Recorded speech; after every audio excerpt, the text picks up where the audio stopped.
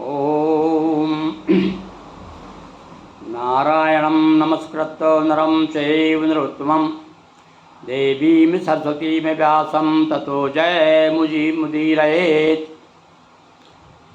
अच्युतं केशवं रामनारायणं कृष्णदामोदरं वासुदेवं हरिं श्रीधरं माधवं गोपिकावल्लभं श्रीजानकीनायकं श्रीरामचन्द्रं भजे। नर्मदाय नमो प्राता नर्मदाय नमो ऋषि नमस्ते नर्मदे देवी त्राहि मां भवसागरात्। बोलिए उमापति महादेव की जय, वृंदावन कृष्ण चंद्र की जय, रमापति रामचंद्र की जय।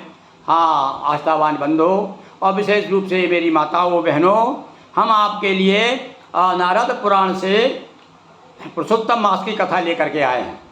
और ये पुरुषोत्तम मास की कथा, इसके 31 अध्याय हैं। मतलब देखो, अधिक मास 31 दिन का होता है। तो आप ये जो है कथाएं, हम रोज़ आपको ये कथा सुना रहे हैं। आज आपको दूसरा अध्याय सुनाएंगे, यानी दूसरी कथा सुनाएंगे। ये दूसरे अध्याय में, पहले अध्याय में हमने देखा कि सूजी महाराज आते हैं और सारे लोग उनका स्वागत करते। कहाँ आए सूजी महाराज? नैमिषारण्य में आए। अब इसके बाद में नारद की कथा चलती है आगे।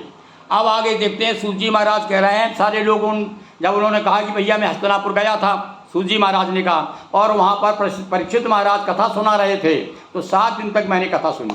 सारे लोग बड़े प्रसन्न हुए। सारे ऋषि मुनि कहा, अरे महाराज वेदव्यास जी की कथा, उन्होंने जो भागवत लिखी है, भागवत अपने शिष्यों को सुनाइए, हमें भी सुनाइए। तो इस प्रकार से वो भी नाना प्रकार से उनका स्वागत सत्कार करते हैं और उनसे कथा कहते हैं। तब कथा सुनाते सूजी, अच्छा सुनो भाई कि एक बार क्या हुआ, नारद जी घूमते घूमते और नारायण आश्रम पहुंच गए। नर नारायण ये ऋषि हैं जिनका नारायण नाम से पर्वत है बद्रिकाश्रम के पास। यहाँ पर जाकर के पहुंच गए और नारायण ऋषि के जाकर के वहाँ पहुँचे तो नारद जाकर के उनको प्रणाम किया और उन दोनों का परस्पर बड़ा संवाद होता है, अतिथि सत्कार होता है। और बाद में प्रश्न करते हैं नारद जी, कहते हैं कि महाराज आप कोई हमें भी ऐसी कथा सुनाइए और ऐसा प्रसंग सुनाइए जिसके सुनने से लोगों के रोग शोक मोह दुख आदि सब दूर हो जाए। लोग बड़े पीड़ित हैं, कलयुग के लोग बड़े दुखी हैं, उनका दुख दूर करने के लिए कोई ऐसा कथा सुनाइए।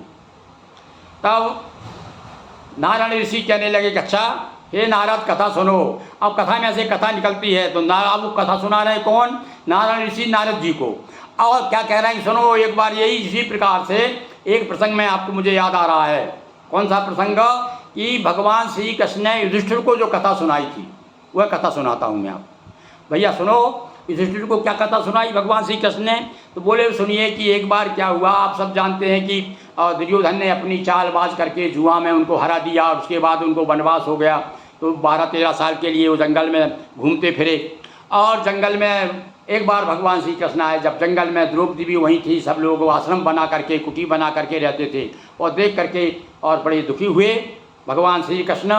उनका दुख तब जब शांत हुए तब सब लोग घेर लिया उन्होंने, पांडवों ने।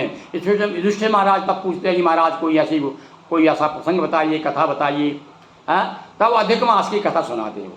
तब कहते हैं, भगवान श्री कृष्ण कहते हैं भैया एक बार क्या है, ये अधिक मास हो जिसे आजकल तुम पुरुषोत्तम मास कहते हो ना, ये अधिक मास इसे मलमास कहा जाता था, बड़ा निंदित था। इस मास में कोई भी शुभ कार्य नहीं किए जाते थे और इसको बड़ी निंदा होती थी, बड़ा अपमान होता था। इसलिए दुखी होकर के एक बार ये मेरे पास में आया।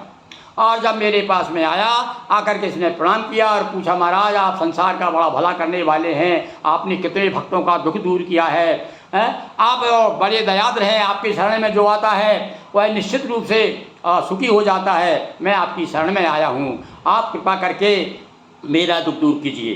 तो इस प्रकार से ये पूरा प्रसंग दूसरे अध्याय में बताया है। अब आगे देखेंगे कि वो आगे वार्तालाप क्या वार्तालाप होता है भगवान श्री कृष्ण का और अधिक मास का। तो आज ये छोटा सा प्रसंग दूसरे अध्याय का समाप्त हुआ।